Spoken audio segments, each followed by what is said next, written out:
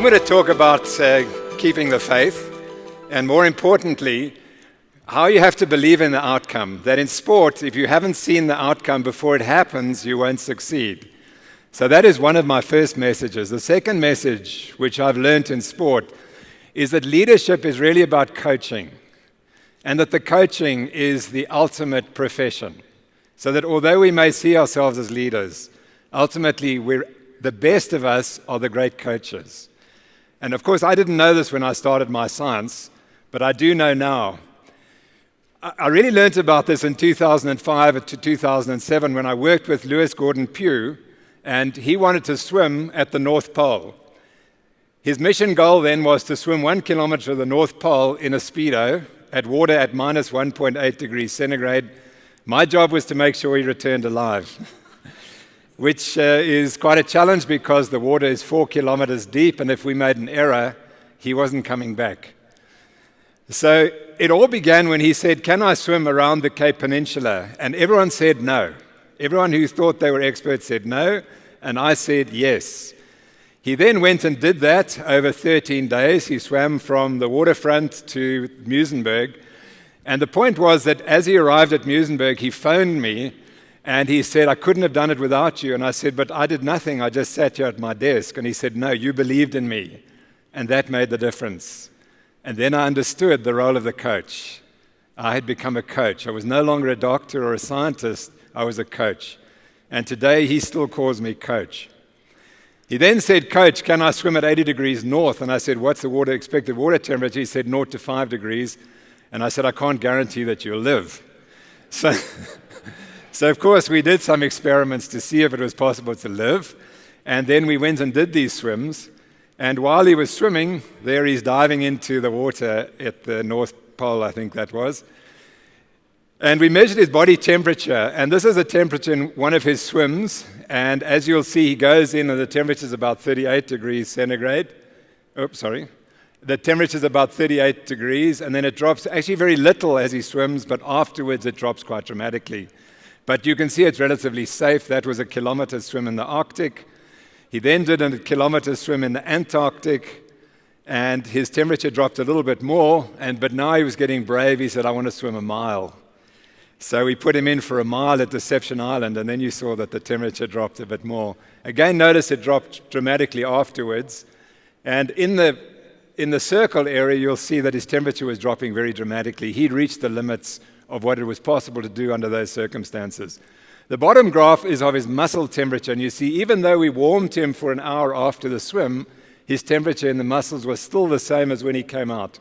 So he was still a block of ice an hour after he had swum, to give you an idea of how cold it was. So we learned a lot, and here he is swimming at the North Pole with the South African flag. And while he's swimming there, his skin temperature is 2 degrees centigrade. And what his skin is telling him is, "Get out, get out, get out. It's madness for you to be in here." And we were telling him, "We will tell you when you need to get out. You just keep swimming." And I said, "You got the easy job because I'm having the heart attack deciding whether you're going to survive or not."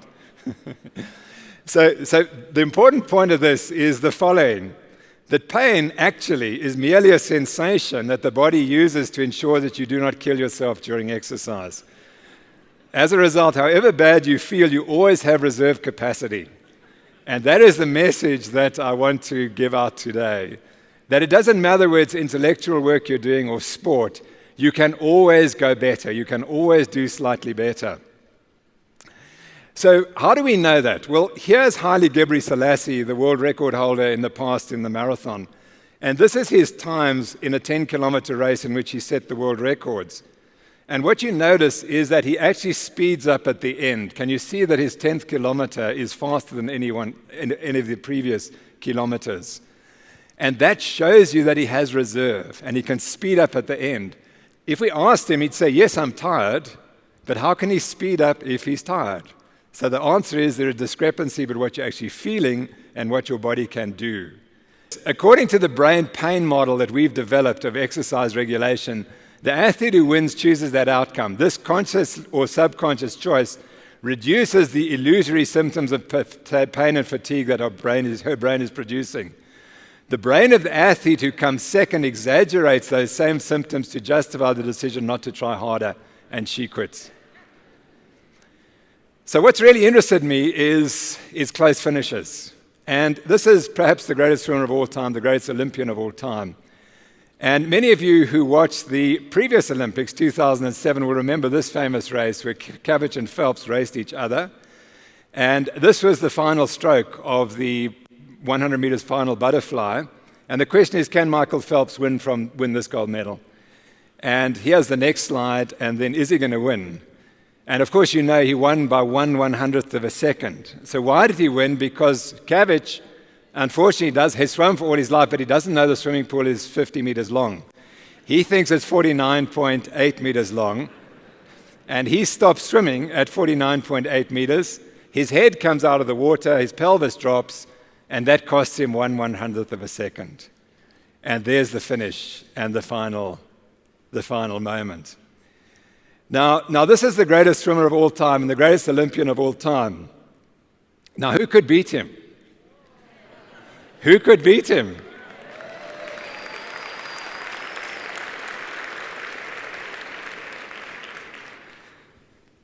I want you to stand up and invite the next person to come in. Give him a standing ovation, because it's who you thought it was. Please, so cool. Welcome, Chad. My God.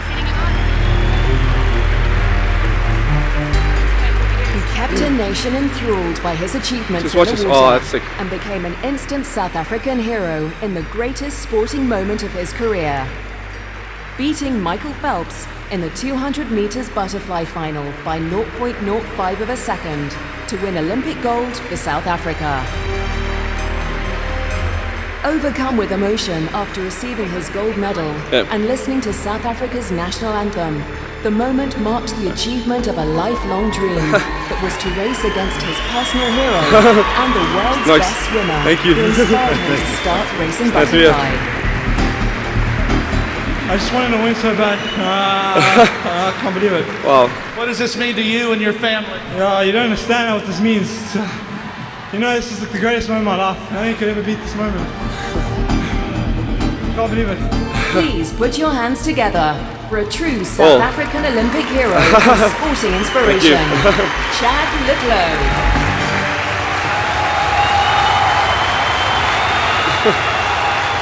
Oh, this is big.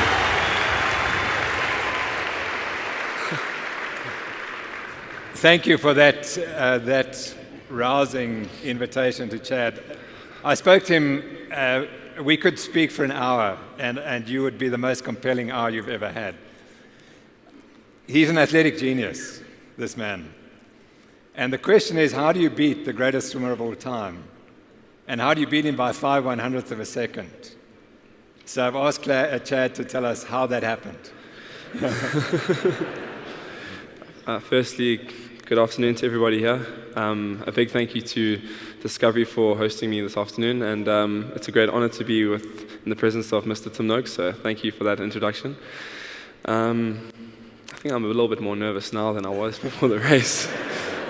You said 1,000. This looks a bit like 10,000. You know, there's many ways of thinking about how I won that gold, and you know, every time I watch the race, even now, I mean, my dad, everyone knows my dad, he cries. I think, you know, I also shed a bit of a tear thinking about what went into that race and what it meant to me. I mean, you know, if you look at 8 years ago when I was, you know, a 12-year-old boy who looked up to Michael Phelps as a hero, more like a god to me. He still is like such an inspiration to me, and I think, you know, I wouldn't have thought that in 8 years ago that I would be standing here talking about beating him. It's pretty incredible to think about.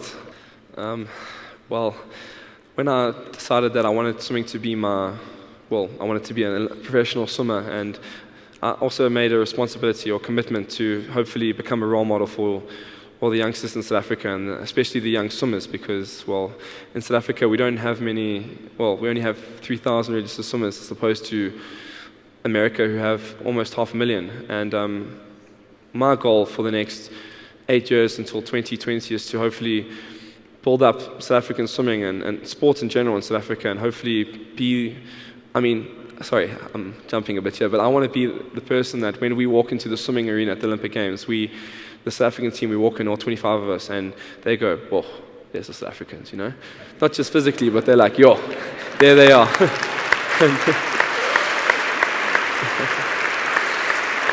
Well, ladies and gentlemen, once more, a round of applause to Professor Tim Noakes and, of course, Chad Leclerc. Thank you.